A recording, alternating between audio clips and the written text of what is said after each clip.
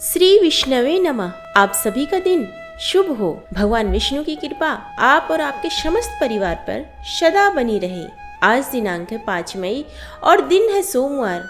आज आप सुनेंगे वैशाख मास महात्म्य के 23वें दिन की कथा। इस कथा में वैशाख मास की अंतिम 3 तिथियों की महत्ता तथा ग्रंथ का उपसंहार का वर्णन है। श्रुतदेव जी कहते हैं, हे राजेंद्र, वैशाख के शुक्ल पक्ष में जो अंतिम 3 त्रयोदशी से लेकर पूर्णिमा तक की तिथियां हैं, वे बड़े पवित्र और शुभकारक हैं। उनका नाम पुष्करणी है।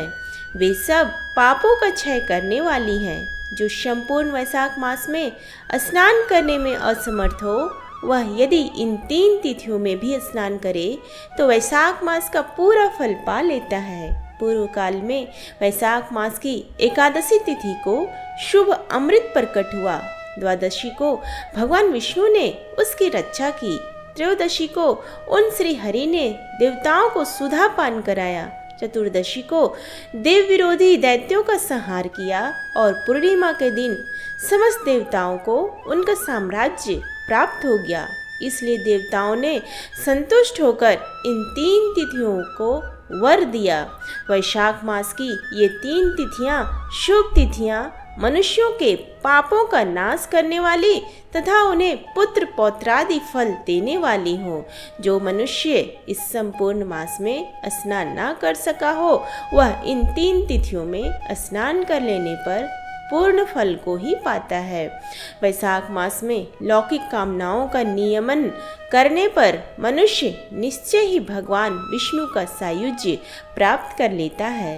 महीने भर नियम निभाने में असमर्थ मानव यदि उक्त 3 दिन भी कामनाओं का संयम कर सके तो उतने से ही पूर्ण फल को पाकर भगवान विष्णु के धाम में आनंद का अनुभव करता है। इस प्रकार वर देकर देवता अपने धाम को चले गए। अतः पुष्करणी नाम से प्रसिद्ध अंतिम 3 तिथियां पुण्यदायिनी, समस्त पाप राशिका का नाश करने वाली तथा पुत्र पौत्र को बढ़ाने वाली है। जो वैशाख मास में अंतिम 3 दिन गीता का पाठ करता है, उसे प्रतिदिन अश्वमेघ यज्ञ का फल मिलता है। जो उक्त 3 दिन विष्णु सहस्त्र नाम का पाठ करता है, उसके पुण्य फल का वर्णन करने में इस भूलोक तथा स्वर्गलोक में कौन समर्थ है।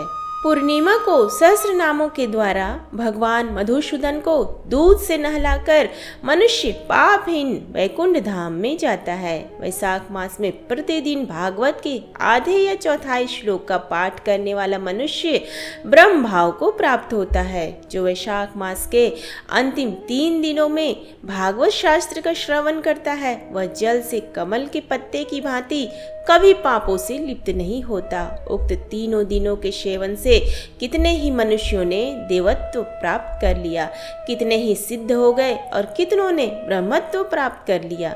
ब्रह्म ज्ञान से मुक्ति होती है अथवा प्रयाग में मृत्यु होने से या वैशाख मास में नियम पूर्वक प्रातः काल जल में स्नान करने से मोक्ष की प्राप्ति होती है। इसलिए वैशाख के अंतिम 3 दिनों में स्नान, दान और भगवत पूजन आदि अवश्य करना चाहिए। वैशाख मास के उत्तम महात्म्य का पूरा वर्णन रोग शोक से रहित जगदीश्वर भगवान नारायण के सिवा दूसरा कौन कर सकता है। तुम भी वैशाख मास में दान आदि उत्तम कर्म का अनुष्ठान करो, इससे निश्चय ही तुम्हें भोग और मोक्ष की प्राप्ति होगी। इस प्रकार मिथिलापति जनक को उपदेश देकर श्रुतदेव जी ने उनकी अनुमति ले वहां से जाने का विचार किया। तब राजर्षि जनक ने अपने अभ्युदय के लिए उत्तम उत्सव कराया और श्रुतदेव जी को पालकी पर बिठाकर विदा किया। वस्त्र, आभूषण, गौ, भूमि, तिल और सुवर्ण आदि से उनकी पूजा और वंदना करके राजा ने उनकी परिक्रमा की। तत्पश्चात उनसे विदा हो महातेजस्वी एवं परम यशस्वी श्रुतदेव जी संतुष्ट हो प्रसन्नता पूर्वक वहां से अपने स्थान को गए। राजा ने वैशाख धर्म का पालन करके मोक्ष प्राप्त किया। नारद जी कहते हैं, हे अम्बरीश, यह उत्तम उपाख्यान मैंने तुम्हें सुनाया है, जो कि सब पापों का नाश करने तथा संपूर्ण संपत्तियों को देने वाला वाला है। इससे मनुष्य मुक्ति, भुक्ति, ज्ञान एवं मोक्ष पाता है। नारद जी का यह वचन सुनकर महायशस्वी राजा अम्बरीश मन ही मन बहुत प्रसन्न हुए। उन्होंने बाह्य जगत के व्यापारों से निवृत्त होकर मुनि को साष्टांग प्रणाम किया और अपने संपूर्ण वैभवों से उनकी पूजा की। तत्पश्चात उनसे विदा लेकर देवर्षि नारद जी दूसरे लोक में चले गए, क्योंकि दक्ष प्रजापति के शाप से वे एक स्थान पर नहीं ठहर सकते।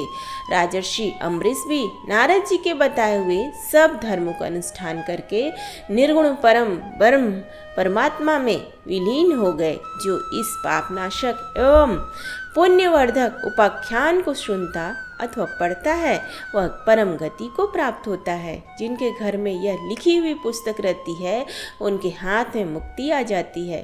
फिर जो सदा इसके श्रवण में मन लगाते हैं उनके लिए तो कहना ही क्या है। तो ये थी आज की कथा। आगे का वृत्तांत सुनने के लिए हमारे YouTube चैनल पर बने रहें।